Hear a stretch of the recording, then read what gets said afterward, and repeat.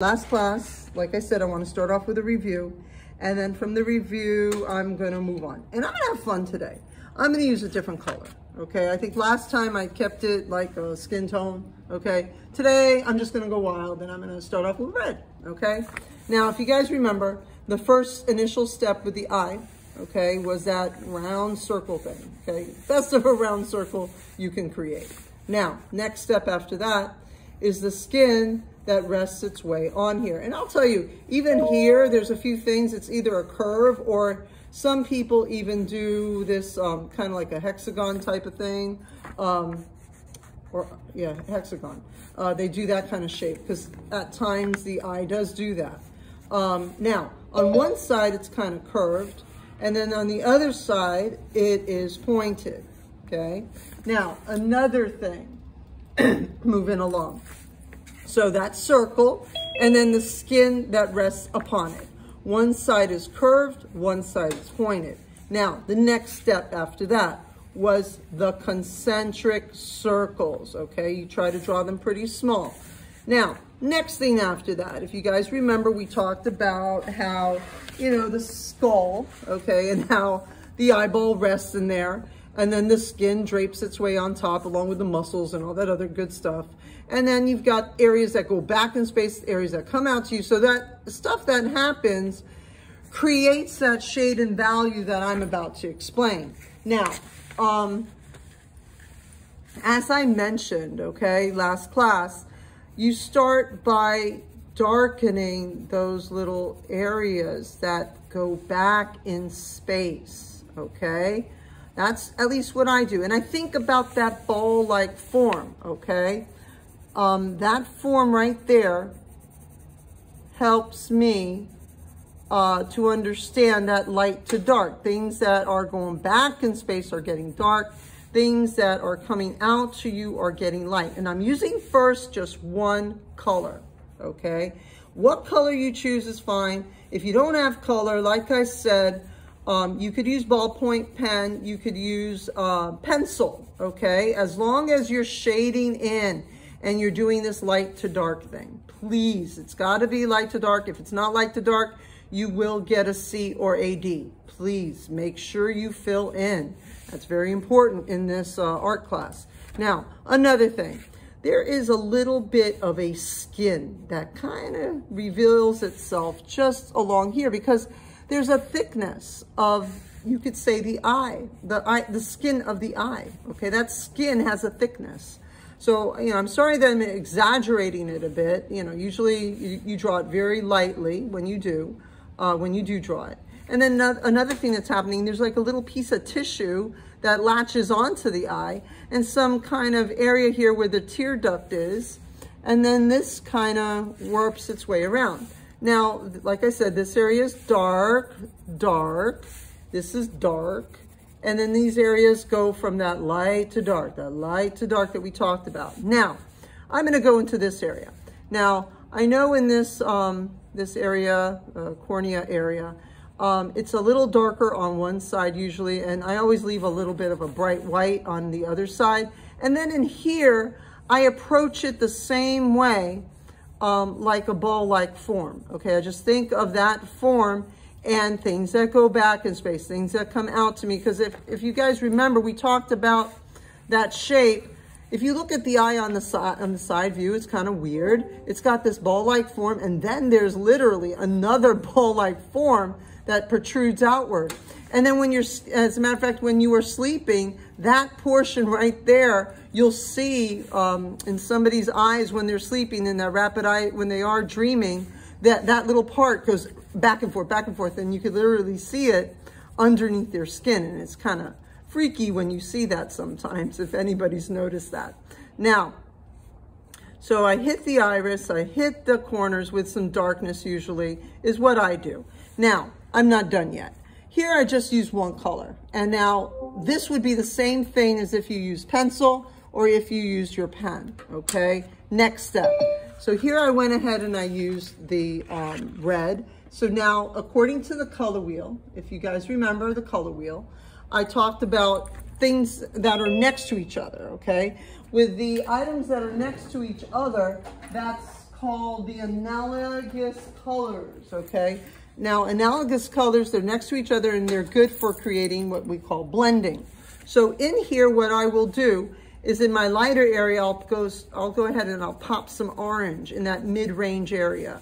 And what it does, it just lights up that area so much.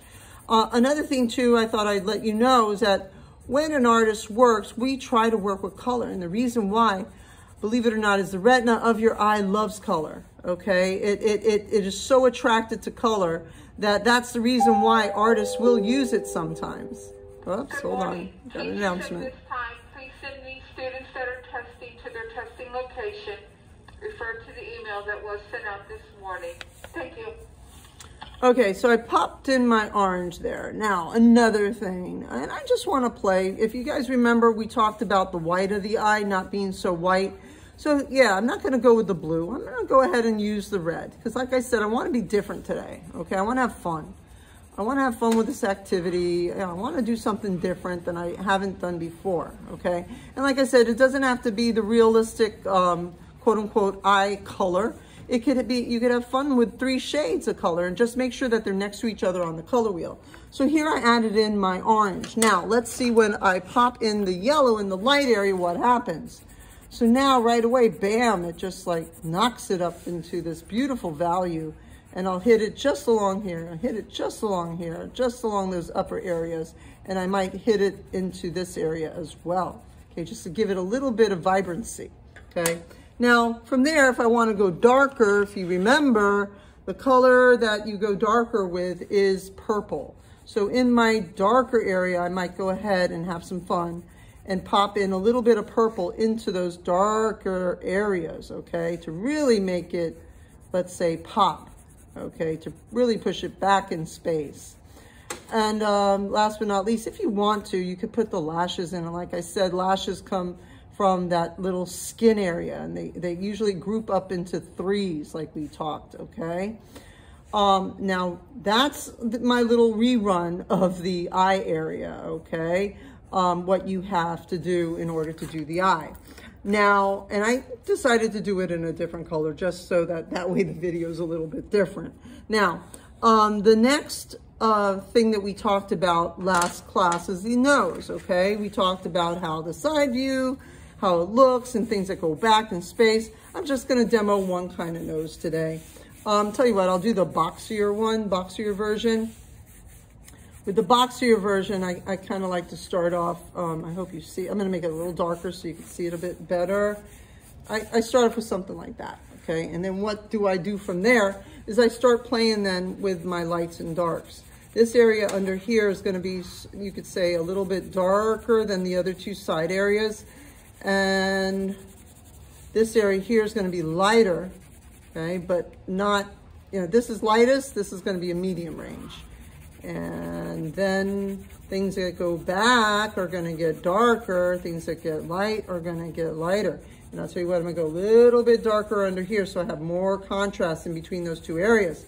Now, it just looks pretty triangular, right? Now, let's start bringing it out and start making it into a nose-like form. Like I told you long ago, you know, how we break down reality, how we look at shapes, how we always, you know, break down what we see as an artist.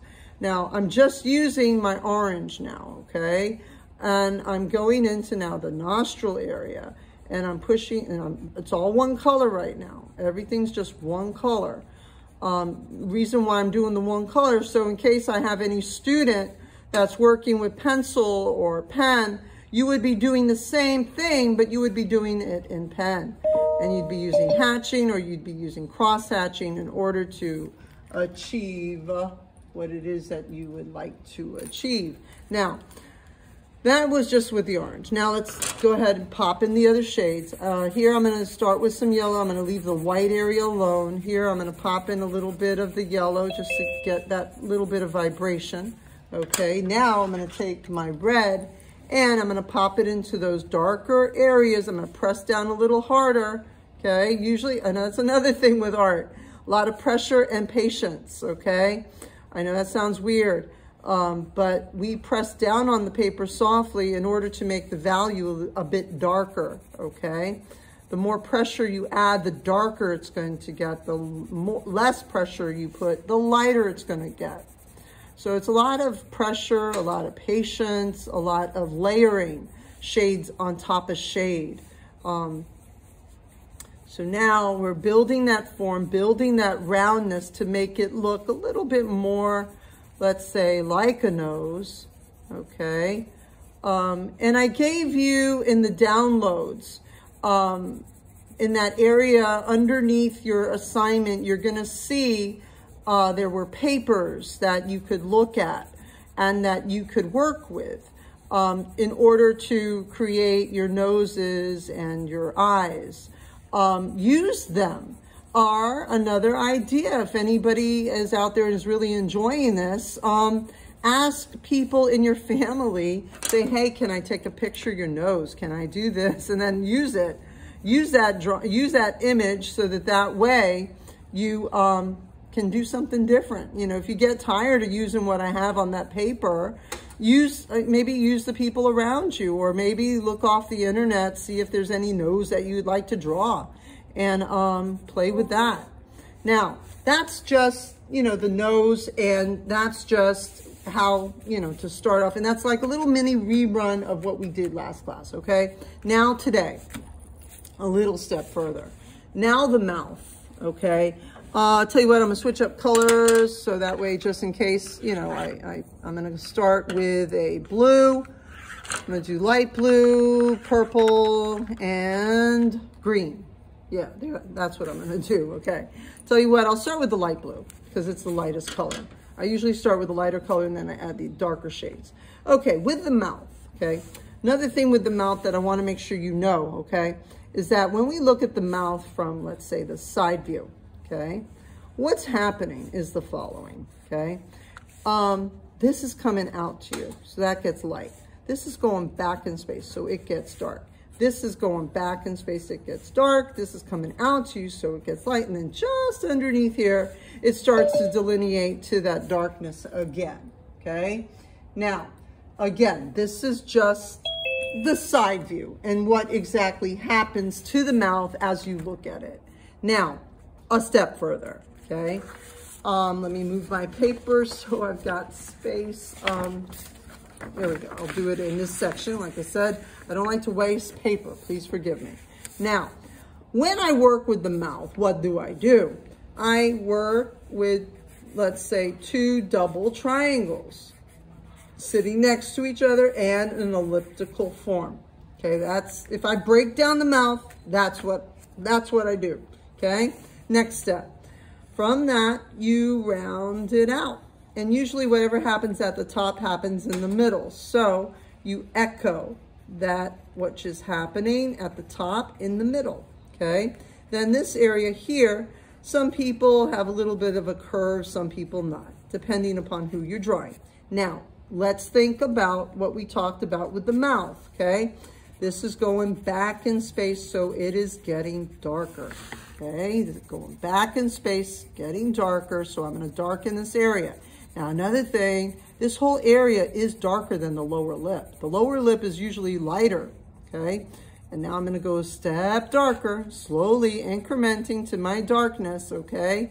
I pass over it, and I'm using blending technique. I'm not using hatching, I'm not using cross hatching, I'm not using stippling. If you wanna use the other techniques, you're welcome to. Just go back. If there's anybody who doesn't know what I'm talking about, I'm sorry that they threw you in here. But if you go back, you'll notice there's going to be one of the videos that I've written down text, something about whatever, I can't remember the assignment, but I also put technique. So look back and you will find it. It should say something about technique on the side. So look at that video and it should tell you about all the drawing techniques, okay? Now, just that upper lip is what I've been working with. Now, another weird thing that happens just in here, it kind of gets darker. So I usually when I draw the mouth, you know, I'll tend to put that in very lightly so that way this area shows a bit more. Now, another thing too, just under the mouth is where this goes back. We talked about that. So in order for this to protrude, I go ahead and I darken underneath it. And I didn't even touch this lower lip yet, okay? All I did was work on the darkness under it, and voila, I now have a protruding lip. And now if I want to, I could go into it with some details. I know in this area, it gets a little bit darker just in the under section.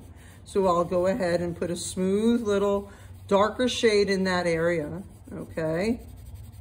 Now, that's just, again, using just that light blue, all right? Now, next step. I have my green and I have my purple. I'll tell you what, I'm gonna hit it up with my purple into my darker area. Now, another thing too that tends to happen with color pencil, it kind of gets difficult once you've already put a dark shade to put another dark shade on top. Just keep passing over it slowly and it will get darker. It's called when the paper absorbs as much of the wax, it tends to block out the other shade for some reason, but a little bit more pressure and you should be able to get the pigment on there. Okay, and I just like to hit just along in here, not too much. I don't want to outline it. What I want to do is I want to create shade, value, form. Okay, that's my goal, not line. I try really hard not to put too much line except in the beginning, at least in our demonstrations, okay? I apologize that I do work with the line very strong. Normally when I work a little lighter so that that line doesn't show. And I would also recommend to you, draw your lines, they're called construction lines. Those initial lines that I drew, they're called construction lines, okay? Now those construction lines, you want to keep them as light as you can, okay? So that way you won't have to work on top of them. It becomes hard to block them out after some time. Now I put that light blue before, so now I'm adding in a bit of this purple to subtly darken that area, okay? Just along the edges. Now, next item is now I'm in this area here, I'm gonna go ahead and put the green, because according to the color wheel, like we said before, that green is the lighter tone in this. And I'm gonna leave a little bit of white in there so that way there's this glow, okay, that will hopefully happen. I'm gonna add a little bit darker of a value in here, okay? Now, so right there, we've got the lips, okay, as we can. That's how you create your lips. I'll bring it up to the camera. So as a matter of fact, I'm getting a new camera, thank goodness, so you can see my stuff a little bit better. Now, next item, okay, this is how you draw the mouth, like I mentioned. Now I'm gonna go ahead and draw the ears, okay? And I'll tell you what, I'll mix it up again and I'll use different colors, okay? I'll go with pink ears and purple. Pink, purple is what I'll work with. Now, here we go. So I'll start with the pink because it's the lightest. I usually like to do it, light and then create darkness. Now, the way I'd like to work with ears, okay, and actually in your portrait when you do it, you won't even, the only thing that you're gonna see is you're gonna see probably something like this. You're not gonna see too much. Actually, let me draw that a little bit darker so you could see it a bit more. Usually when you draw your portrait, let's say you're only going to have a little bit of it showing. There's not going to be much of your ears showing at all. So with the ears, it's just good practice. How does it start? It kind of starts off like a backward C, you could say. And from there, there's this channel in here that kind of allows sound to travel through the ear. There's this little, I don't know what this little thing is called, but I know people love to get that part pierced. One of my daughters, she has a little piercing along there. This goes back into space, and you usually have a darkened area just along in here, like a little ridge This goes back. This also gets darker because it goes back in space. Anything that goes back in space gets darker. Things that come out to you get light. So kind of get used to doing that. Then from there, you could literally make this, that like little ball-like form, another ball-like form. So you just think of those ball-like forms and you shade them in like you would a round circular object. Here, this is going back. So you got to think about it. Is it going back in space? Is it coming out to you? What parts are coming out? Now I'm just working with the pink alone. So again, if you were working with regular pencil, this is the way you would be working. Okay, now this area here is slightly indented.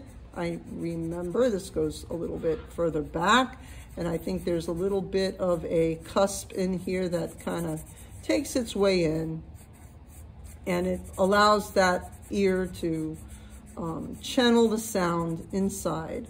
Does this little echolocation thing, and it brings the sound into the ear, okay, which is kind of bizarre. And then this goes back in space, so it gets darker, okay?